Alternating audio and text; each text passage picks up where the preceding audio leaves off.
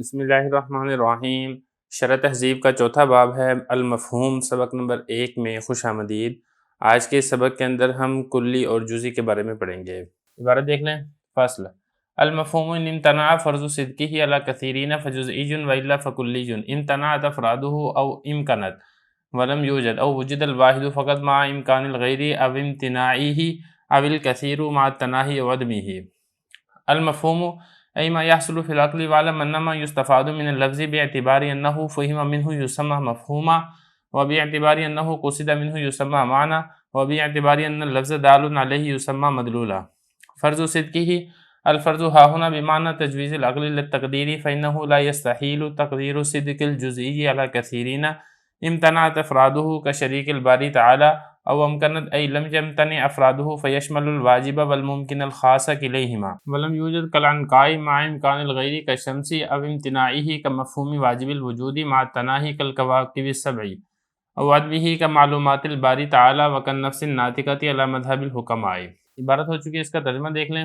مفہوم اگر کثیرین پر صادق آنے کو فرض کرنا ممتنع ہو تو وہ جزئی ہے، وگرنہ وہ کلی ہے۔ پھر اس کلی کے افراد یا تو ممتنع ہوں گے یا ممکن ہوں گے، اور اس کے افراد نہیں پائے جائیں گے یا صرف ایک فرد پایا جائے گا دیگر افراد کے امکان کے ساتھ یا دیگر افراد کے ممتنع ہونے کے ساتھ، یا کلی کے افراد کثیر ہوں گے متناہی ہو کر یا پھر غیر متناہی ہو کر۔ مفہوم یعنی وہ چیز جو عقل میں حاصل ہوتی ہے، اور آپ جان لیجئے کہ وہ چیز جو لفظ سے لی جاتی ہے اس اعتبار سے کہ اس کو لفظ سے سمجھا جاتا ہے اس کا نام رکھا جاتا ہے مفہوم، اور اس اعتبار سے کہ لفظ سے اس کا قصد کیا جاتا ہے اس کا نام رکھا جاتا ہے معنی، اور اس اعتبار سے کہ لفظ اس پر دلالت کرتا ہے اس کا نام رکھا جاتا ہے مدلول۔ فرض صدقہ، فرض یہاں پر عقل کے جائز قرار دینے کے معنی میں ہے، مان لینے کے معنی میں نہیں ہے، اس لیے کہ محال نہیں ہے جزئی کا صادق آنا کثیر افراد پر۔ امتنعت افرادہ جیسا کہ شریک باری تعالی، امکنت یعنی اس کے افراد ممتنع نہیں ہوں گے، لہذا یہ واجب اور ممکن خاص دونوں کو شامل ہوگا۔ لم یوجد جیسا کہ ان کا، مع امکان الغیر جیسا کہ سورج، امتناعی جیسا کہ واجب الوجود کا مفہوم، مع تناہی جیسا کہ 7 ستارے یا 7 سیارے، عدمہ جیسا کہ باری تعالیٰ کی معلومات، اور جیسا کہ نفس ناطقہ حکماء کے مذہب پر۔ عبارت ہو چکی ہے، ترجمہ ہو چکا ہے، اب چلتے ہیں اس کی تشریح کی طرف۔ تو دیکھیں جو لفظ سے جو معنی سمجھا جاتا ہے اس کو کہا جاتا ہے مفہوم، کیونکہ سب سے پہلے اسے گزشتہ جو باب گزرا ہے اس کے اندر لفظ کے بارے میں ہم نے بات کی ہے، مفرد کے بارے میں ہم نے بات کر لی ہے، مرکب کے بارے میں ہم نے بات کری، ساری کی ساری تفصیل گزر چکی ہے۔ اب جو معنی لیا جا رہا ہے اس لفظ سے اس کے بارے میں یہاں سے بات کر رہے ہیں۔ تو دیکھیں بتانا یہ چاہ رہے ہیں کہ 2 قسم کے مفہوم ہوتے ہیں جو لفظ سے سمجھے جاتے ہیں۔ ایک مفہوم ہوتا ہے کلی، دوسرا مفہوم ہوتا ہے جزئی۔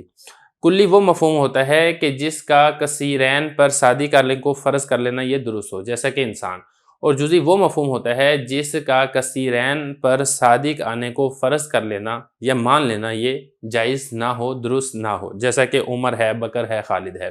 اب ذرا عبارت دیکھیں، فرما رہے ہیں کہ مفہوم اگر تو اس کے صادق آنے کو فرض کر لینا کثیر افراد پر امتناع منع ہو، یعنی محال ہو، جائز نہ ہو، تو پھر کیا وہ جزئی ہے، وگرنہ یہ کلی ہے۔ یعنی اس کے کثیر افراد پر صادق آنے کو فرض کر لینا محال نہیں ہے، فرض کر لینا ممکن ہے، تو پھر یہ کیا ہے، یہ کلی ہے۔ آگے دیکھیں، امتنعت افرادہ او امکنت، یہاں سے کلی کی کل 6 قسمیں بیان کی جا رہی ہیں، ان کی میں نے 6 کی 6 مثالیں یہاں پر ذکر کی ہیں۔ وجہ حسر سے اس کو سمجھ لیتے ہیں۔ دیکھیں جو کلی ہے وہ 2 حال سے خالی نہیں، یا تو ممتنع الوجود ہوگی یا پھر ممکن الوجود ہوگی، یعنی اس کا وجود یہ منع ہوگا یا پھر جائز ہوگا۔ اگر تو پہلی قسم ہے یعنی ممتنع الوجود، اس کی مثال کیا ہے، جیسے کہ شریک باری تعالیٰ، اللہ تعالیٰ کا کوئی شریک پایا جائے، یہ ممتنع اور منع ہے۔ اب چلتے ہیں دوسری قسم کی طرف، یعنی جو کلی ہے وہ ممتنع الوجود نہیں بلکہ ممکن الوجود ہے۔ اب جو کلی ممکن الوجود ہے اس کا خارج میں یا تو کوئی فرد پایا جائے گا یا پھر خارج میں کوئی فرد نہیں پایا جائے گا۔ اگر تو اس کا خارج میں کوئی فرد نہیں پایا جاتا ہے تو پھر یہ دوسری قسم ہے، جیسا کہ عنقا پرندہ ہے۔ اور اگر اس کا خارج میں کوئی فرد پایا جاتا ہے تو پھر 2 حال سے خالی نہیں، یا تو خارج میں اس کا ایک فرد پایا جائے گا یا پھر اس کے خارج میں افراد کثیرہ پائے جائیں گے۔ سب سے پہلے ہم بات کر لیتے ہیں کہ خارج میں ایک فرد پایا جائے۔ اگر تو خارج میں ایک فرد پایا جاتا ہے تو پھر 2 حال سے خالی نہیں، دوسرے کا امکان موجود ہوگا یا پھر دوسرے کا امکان موجود نہیں ہوگا۔ اگر تو دوسرے کا امکان موجود ہے تو یہ تیسری قسم ہے، جیسے کہ اس کی مثال ہے سورج، خارج میں ایک فرد پایا جاتا ہے لیکن دوسرے کا امکان موجود ہے۔ اب چلتے ہیں دوسری، یعنی خارج میں پایا تو ایک فرد جاتا ہے لیکن دوسرے کا امکان موجود نہیں ہے، جیسا کہ باری تعالیٰ کا مفہوم، ایک فرد ہی پایا جاتا ہے دوسرے کا امکان یہاں پہ موجود نہیں ہے۔ یہ تو بات تھی کہ خارج میں ایک فرد پایا جاتا ہے۔ اب چلتے ہیں کہ خارج میں اس کا ایک فرد نہیں پایا جاتا ہے بلکہ افراد کثیرہ پائے جاتے ہیں۔ اب جو افراد کثیرہ پائے جاتے ہیں اس کی پھر دو صورتیں ہیں، یا تو افراد کثیرہ متناہی ہو کر پائے جائیں گے یا پھر غیر متناہی ہو کر پائے جائیں گے۔ مطلب یہ کہ اس کی کوئی نہ کوئی تعداد ہوگی یا پھر اس کی تعداد نہیں ہوگی۔ اگر تو اس کی تعداد ہے جیسا کہ کواکب سبع 7 ستارے یا 7 سیارے، یہ ہیں کہ یہ مثال ہے کہ اس کے خارج میں جو افراد ہیں وہ متناہی ہیں، غیر متناہی نہیں ہے۔ یا پھر جو غیر متناہی ہے اس کی مثال کیا ہے؟ اس کی مثالیں دو یہاں پر ذکر کی ہیں، ایک تو ہے نفس ناطقہ، حکماء کے مذہب کے مطابق یہ غیر متناہی ہے، اور اسی طریقے سے جو دوسری مثال ہے معلومات باری تعالیٰ، اللہ تعالیٰ کی جو معلومات ہیں یہ بھی غیر متناہی ہیں، اس کی کوئی تعداد اور گنتی خارج کے اندر نہیں پائی جاتی ہے۔ تو یہ والی بات یہاں پر کی گئی ہے۔ اب ذرا اس کو عبارت دیکھیں، فرما رہے ہیں کہ کلی ہوگی یا تو اس کے افراد ممتنع ہوں گے او امکنت یا ممکن ہوں گے۔ ممتنع کی مثال جیسے شریک باری تعالیٰ۔ اب جو ممکن ہے، ممکن میں پھر دو قسمیں، ولم یوجد او یوجد الواحد فقط، یا تو خارج میں نہیں پایا جائے گا یا پایا جائے گا۔ اگر خارج میں نہیں پایا جاتا ہے تو دوسری قسم ہے عنقا، یا پھر خارج میں پایا جاتا ہے تو خارج میں یا ایک پایا جائے گا یا کثیر۔ اگر ایک پایا جاتا ہے تو غیر کا امکان موجود ہے یا پھر غیر کا امکان موجود نہیں ہے۔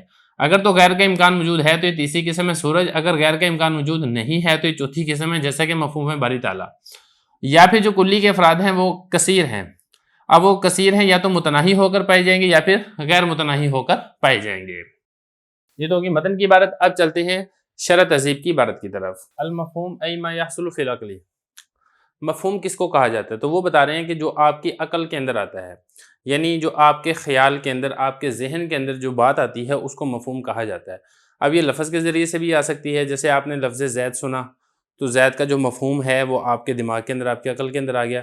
لفظ کے بغیر بھی آ سکتی ہے، مطلب کوئی لفظ آپ نے سنا نہیں ہے، کوئی لفظ آپ نے بولا نہیں ہے، لکھا نہیں ہے، ویسے ہی کسی کا خیال آپ کے ذہن کے اندر آ گیا تو اس کو مفہوم کہا جائے گا۔ اس کے بعد آگے دیکھیں، وَعَلَمْ أَنَّمَا يُسْتَفَادُ مِنَ اللَّفْظِ بِاعْتِبَارِ أَنَّهُ فُهِمَ مِنْهُ يُسَمَّى مَفْهُومًا۔ دیکھیں یہاں پہ سوال ہی پیدا ہوتا ہے کہ مفہوم، معنی اور مدلول یہ تینوں الگ الگ ہیں، یہ تینوں ایک ہی ہیں؟ کیونکہ ہم پڑھ رہے ہیں مفہوم سے ملتا جلتا معنی بھی ہے، ملتا جلتا مدلول بھی ہے، تو سوال ہو سکتا تھا تو اسی سوال کا یہاں پر جواب دیا جا رہا ہے۔ دیکھیں اس کا جواب یہ ہے کہ ذاتی اور حقیقی اعتبار سے کوئی فرق نہیں ہے۔ جو مفہوم ہے وہی معنی ہے، وہی مدلول ہے، جو معنی ہے وہی مفہوم، وہی مدلول ہے، جو مدلول ہے وہی معنی اور وہی مفہوم ہے، لیکن اعتباری طور پر فرق کیا گیا ہے۔ اعتباری طور پر فرق اس طرح سے کیا گیا کہ لفظ سے جو چیز سمجھی جا رہی ہے، اگر اس بات کا خیال کیا جائے کہ اس کو لفظ سے سمجھا گیا ہے تو اس کو کہا جائے گا مفہوم، اور اگر اس بات کا خیال کیا جائے کہ اس کا لفظ سے ارادہ کیا گیا ہے تو اس کو کہا جائے گا معنی، اور اگر اس بات کا خیال کیا جائے کہ لفظ اس پر دلالت کرتا ہے تو اس کو کہا جائے گا مدلول۔ تو اعتباری اعتبار سے فرق ہے لیکن حقیقی اعتبار سے کوئی فرق نہیں ہے۔ اب ذرا عبارت دیکھیں، وَعَلَمْ، آپ جان لیجئے، انما یستفاد من اللفظ، وہ چیز جس سے لفظ سے جس چیز کا فائدہ لیا جاتا ہے یا لفظ سے جو چیز اخذ کی جاتی ہے، اس اعتبار سے کہ اس کو لفظ سے سمجھا جاتا ہے اس کا نام رکھا جاتا ہے مفہوم، یہ آ گیا، اور اس اعتبار سے کہ اس کا لفظ سے قصد کیا جاتا ہے اس کا نام رکھا جاتا ہے معنی، یہ آ گیا، اور اس اعتبار سے کہ لفظ اس پر دلالت کرتا ہے اس کا نام رکھا جاتا ہے مدلول۔ آگے دیکھیں، الفرض ہا ہونا بمعنی تجویز العقل لا التقدیر فانہ لا یستحیل، یہ ایک اعتراض اس کا جواب ہے۔ اعتراض یہاں پر یہ ہوتا ہے کہ آپ نے جب جزئی کی تعریف کی تو آپ نے یہ کہا کہ جزئی وہ مفہوم ہے کہ کثیرین پر اس کے صدق کو فرض کرنا محال ہو۔ تو یہاں پہ سوال یہ ہوتا ہے کہ دیکھیں، فرض کرنا یہ تو عقل کا کام ہے، عقل کے لیے تو کچھ بھی فرض کرنا محال نہیں ہوتا ہے، عقل جس کو چاہے وہ فرض کر سکتی ہے۔ عقل جزئی کو کثیرین پر سچانے کو فرض کر سکتی ہے۔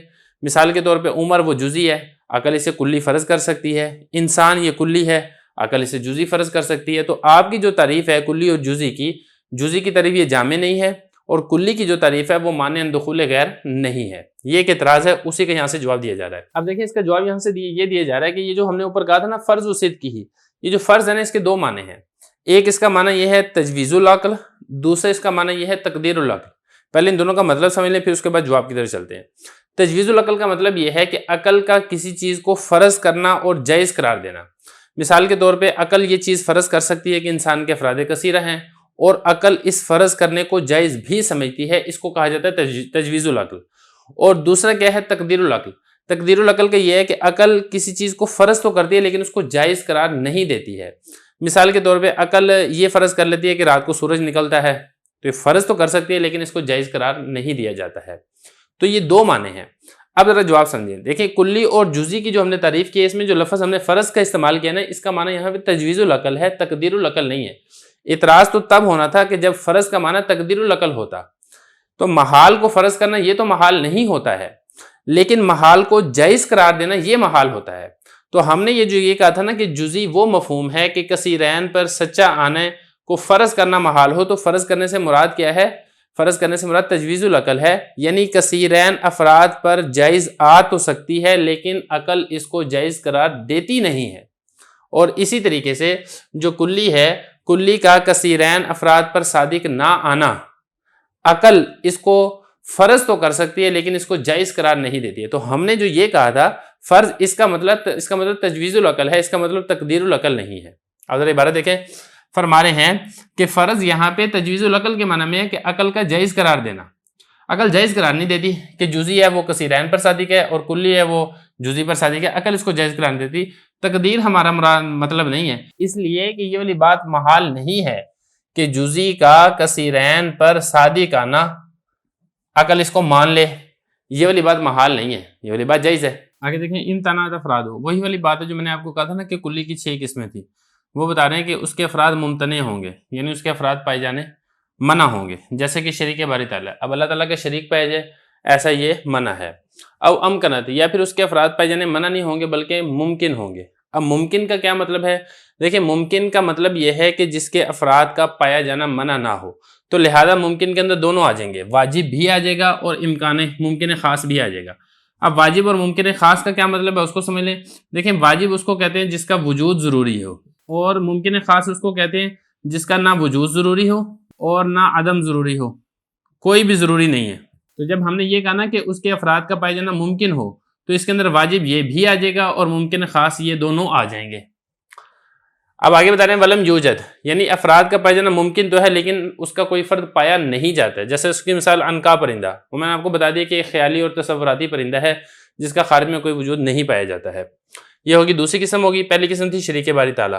اب تیسری قسم بتا رہے ہیں ما امکان الغیر، یعنی خارج کے اندر اس کا کوئی فرد پایا تو جاتا ہے لیکن اس کے علاوہ کسی فرد کا پائے جانے کا امکان ہے یا پھر پائے جانے کا امکان نہیں ہے. اگر پائے جانے کا امکان ہے تو پھر یہ تیسری قسم ہوگی، جیسا کہ سورج. اب دیکھیں خارج میں ایک فرد پایا جاتا ہے لیکن اس کے علاوہ بھی پائے جانے کا امکان ہے کہ خارج میں ایک سے زیادہ سورج موجود ہوں. اب امتناعی، یعنی خارج میں اس کا ایک فرد تو پایا جائے لیکن اس کے علاوہ دیگر افراد کے پائے جانے کا امکان ہی نہیں ہے. یعنی امکان نہیں ہے کہ اس کا مطلب یہ ہے کہ عقل اس کو جائز قرار نہیں دیتی ہے. جیسا کہ واجب الوجود کا مفہوم ہے، اللہ تعالیٰ کی ذات ہے نا. اب خارج میں ایک فرد تو پایا جاتا ہے لیکن ایک فرد کے علاوہ کوئی اور افراد بھی پائے جائیں، عقل اس کو جائز قرار نہیں دیتی ہے. یہ تو ہو گیا نا کہ خارج میں ایک فرد پایا جاتا ہے، وہ ساری کی ساری قسمیں جو میں نے آپ کو اوپر بتائی تھی. اب اس کے بعد آگے چلیں، 5ویں مثال ما تناہی، یعنی جو کلی کے افراد ہیں وہ ایک نہیں ہے بلکہ کثیرین ہیں. اب جو کثیرین ہیں یا تو متناہی ہوں گے یا غیر متناہی ہوں گے. متناہی کی مثال کیا ہے؟ جیسا کہ 7 ستارے یا 7 سیارے. اب اس 7 ستاروں سے کون مراد ہے؟ دیکھیں وہ ستارے جو سیر کرتے رہتے ہیں، چلتے رہتے ہیں. مراد اس میں شمس، قمر، مریخ، زہرہ، زحل، عطارد اور مشتری. یہ جو 7 ستارے ہیں، یہ 7 سیارے ہیں، یہ چلتے رہتے ہیں. تو اب یہ دیکھیں ان کی ایک تعداد متعین ہے. تو یہ ہوگی کون سی قسم؟ 5ویں قسم. 6ٹھی قسم کیا ہے؟ عدم متناہی، یعنی اس کی جو خارج کے اندر جو افراد ہیں اس کی کوئی لمٹ اور اس کی کوئی تعداد نہیں ہے. اس کی 2 مثالیں دی ہیں. اس کی ایک مثال کیا ہے؟ معلومات باری تعالیٰ. اب اللہ تعالیٰ کو جو چیزیں معلوم ہیں اس کی کوئی لمٹ نہیں ہے کہ ہم یہ کہیں گے اللہ تعالیٰ کو 2 لاکھ چیزیں معلوم ہیں یا اللہ تعالیٰ کو 10 لاکھ چیزیں معلوم ہیں، 10 ارب چیزیں معلوم ہیں. نہیں، ایسا نہیں ہے. بلکہ جتنی بھی چیزیں وہ ساری کی ساری اللہ تعالیٰ کو معلوم ہے. اس کوئی گنتی، کوئی شمار کتار اس کی ہو ہی نہیں سکتی ہے. نفس ناطقہ کس کو کہتے ہیں؟ دیکھیں نفس ناطقہ کا مطلب یہ ارواح انسانی. حکماء کا جو مذہب ہے وہ یہ ہے کہ یہ جو ارواح انسانی ہے یہ غیر متناہی ہے، کیونکہ جو حکماء ہیں وہ عالم کو اور انسان کو قدیم مانتے ہیں، وہ قیامت کے قائل نہیں ہیں. تو لہذا یہ کہتے ہیں کہ ان کی کوئی شمار نہیں ہو سکتی ہے. جبکہ ہمارے ہاں انسان کی جو ارواح ہیں وہ غیر متناہی نہیں بلکہ یہ متناہی ہیں. تو یہ انہوں نے کہا کہ نفس ناطقہ علی مذہب الحکماء ہی.